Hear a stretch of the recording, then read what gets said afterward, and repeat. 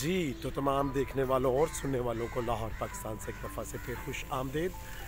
आज का जो वीलॉग है वो उन लोगों के लिए है जो समझते हैं कि वो किसी चुंगल में या जाल में फंसे हुए हैं और उनके पास निकलने का रास्ता नहीं।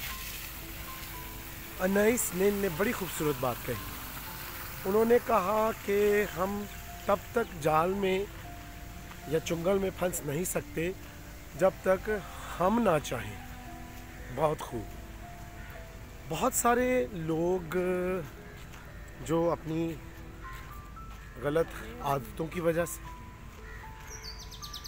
गलत दोस्तियों की वजह से और गलत बातों की वजह से मुख्तलिफ चुंगल में और जाल में फंसे हुए हैं। याद रखें कि जब हम उन आदतों से छुटकारा हासिल कर लेंगे, उन दोस्तियों से, उन बातों से जो कि हमें जहर आलूदा बनाती हैं, तो फिर हम उन चुंगल से, उन जाल से जो कि हम समझते हैं हम उसमें जकड़े हुए हैं, फंसे हुए हैं, उनसे बड़ी आसानी से आज़ादी हासिल कर सकते हैं।